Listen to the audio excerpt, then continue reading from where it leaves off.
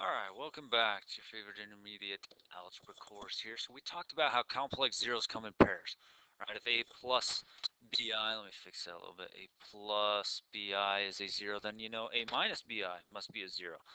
Let's do one more of these, finding the zeros here. Let's go ahead and find the number and what zeros they are for this function. How about, and you'll also see that those complex zeros would come in pairs. All right, so you look at this, you're like, hey, you know what? That's got four terms. Does factor by grouping work?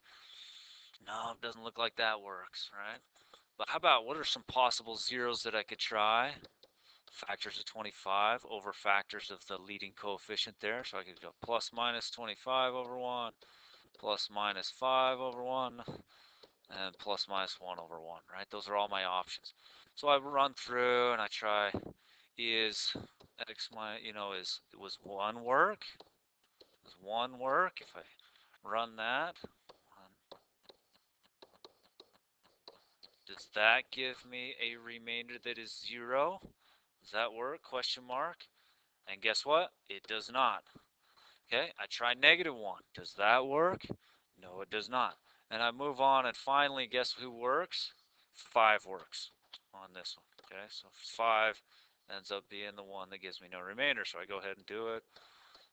2, 10, 5, 25, right?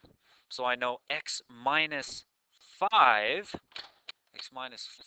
is a factor. X minus k, x minus 5 is a factor, right? And I go ahead and I put my answer here that I got. So 1x squared is 1 degree less, right? 1x squared plus 2x plus 5, okay? And I try and factor that further, and guess what? It does not, this does not factor further. So what I do, I take each one, set equals 0, and I solve them. I'll say, okay, I got one answer here, the 5, right? And this one I'm going to have to use the quadratic formula. So negative b plus minus b squared minus 4ac all over 2 times a.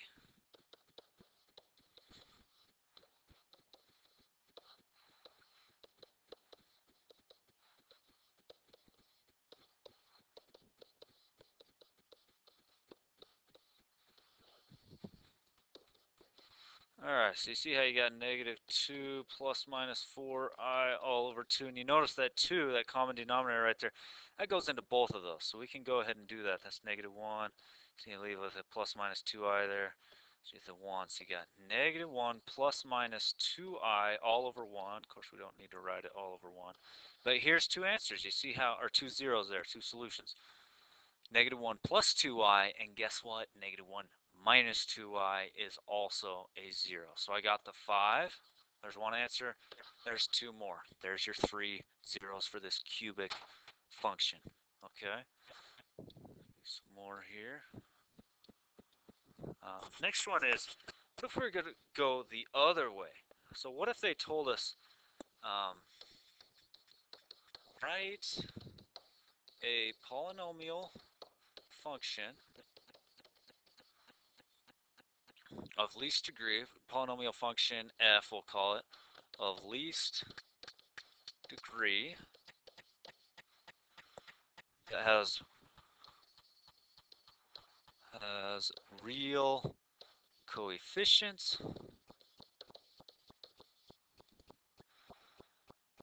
leading coefficient 1,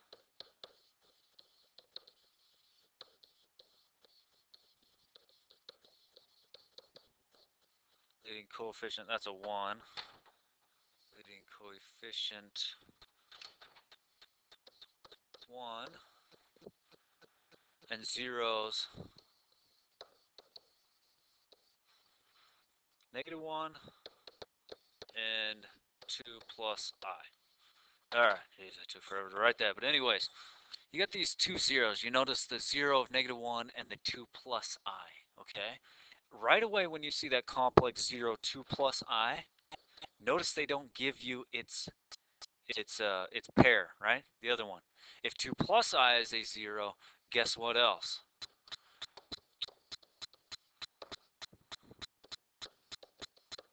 and 2 minus I must be 0. So how many are there?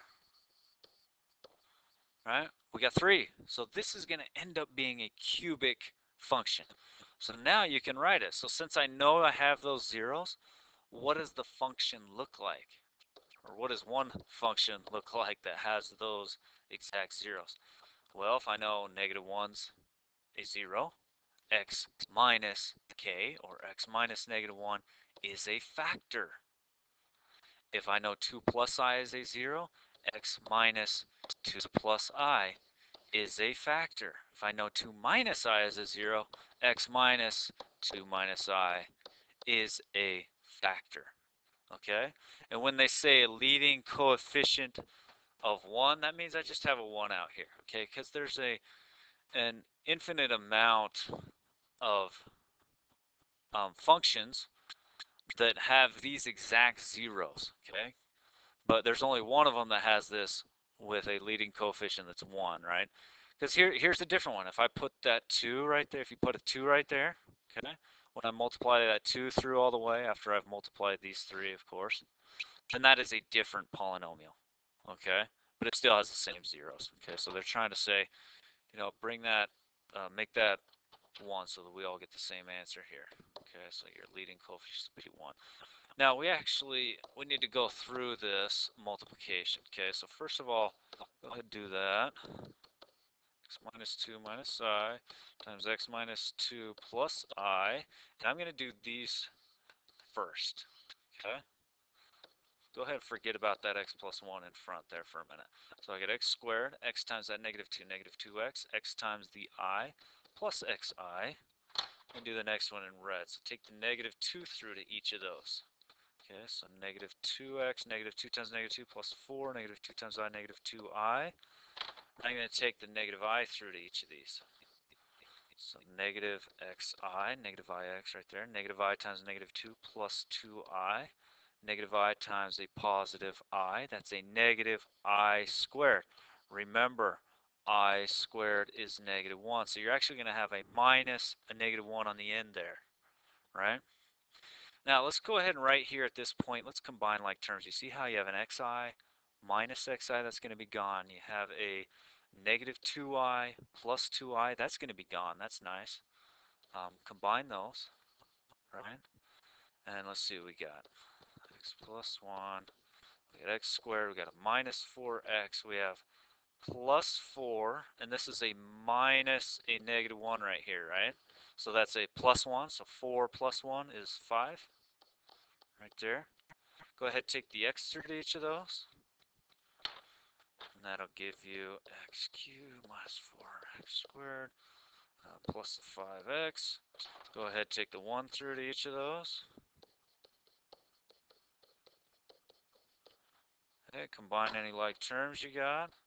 X cubed, that's the only x cubed. Minus 4x squared plus 4x squared, that's a minus 3x squared. 5x minus 4x, that's plus 1x, and then finally plus 5. So there is your function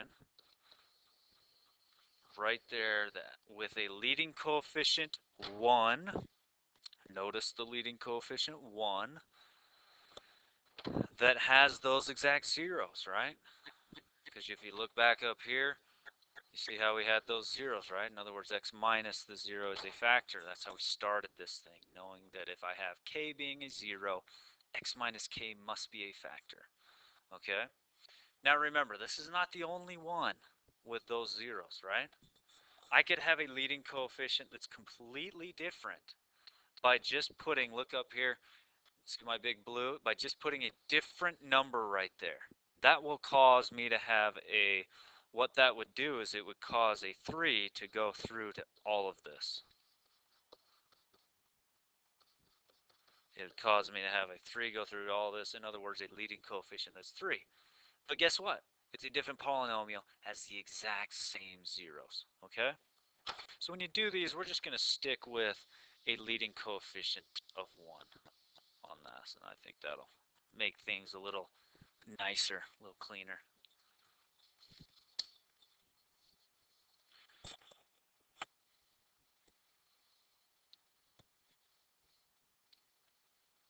Let's do one more like that. Let's write a polynomial function of least degree, has real coefficients, leading coefficient of 1, and it has the zeros, zeros 1 and 4, 1 and 4, and negative 3i. So right away we say, okay, 1 and 4, negative 3i. Guess who else that they didn't tell us? Who's its pair? Since it's 0 minus 3i, guess what? 0 plus 3i is also a 0, okay? And now we got it. Now we can write it. So I have my zeros. This is going to be a fourth degree once I finish this. So I say f of x equals x minus the first number, x minus the next number, x minus the third number, and x minus the last number, right?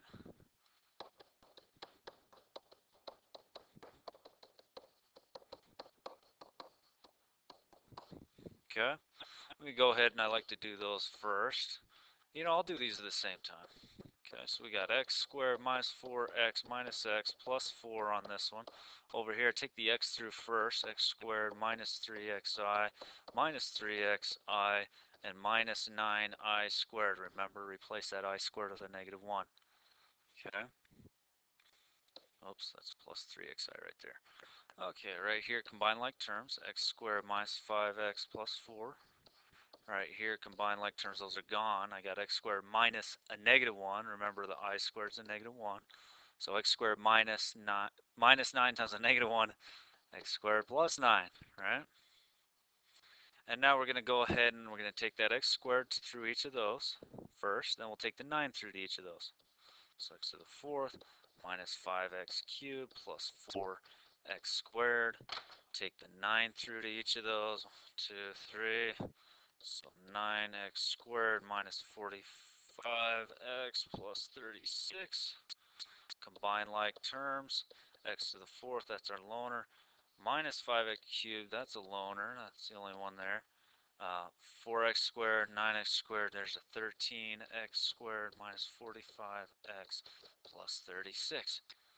There is a polynomial function of least degree with a leading coefficient 1 that has those zeros. Okay?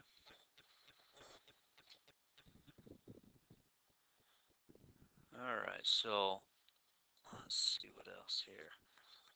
Let me do one more with the calculator here. Let me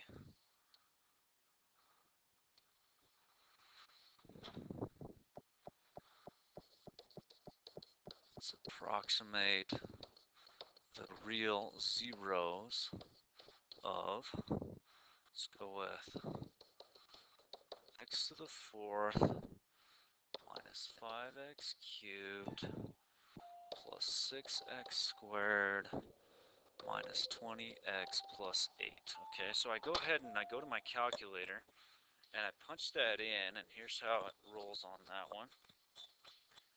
So pull your 89 up. Okay, so we go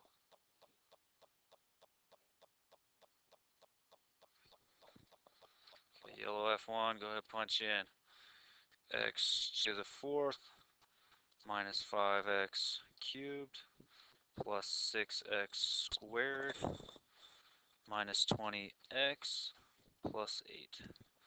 Zoom standard. Okay, so at this point right here, now we're approximating, you notice it's saying approximate the real zero. So we're going to use this zero function on this calculator. You know, you can't quite see that. I'm going to zoom out. Zoom F2, zoom out a little bit on this, just a tad here. Maybe that'll give you a little bit better picture of this function. You can't see the bottom of this. Okay. That's saying approximate the real zeros for this thing. Hey, you notice right there you got 1. There you got 2, at least the real zeros, right? I'm going to go back to the zoom standard, show this a little bit better.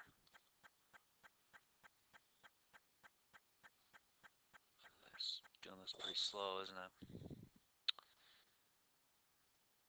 All right, there it is. Okay, you have on your calculator, you see this F5, how it says math? So hit your F5 key and you say, I want to find my zeros. Okay, and I go, you see how my zero's about right here, but it keeps skipping over it right there. When it says lower bound, I arrow to the left of it, somewhere to the left of where it crosses. I hit enter.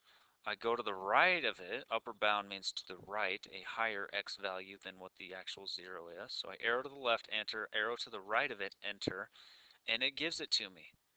0.438. So about 0.44 is my first zero. I see how it's right on the money there, 0.44. And then I can do it for my other one. F5, 0. I'll put my cursor kind of over near it, maybe. Go near it real quick. Oh, where's that? Find it here. I'm not finding it. Let me zoom out.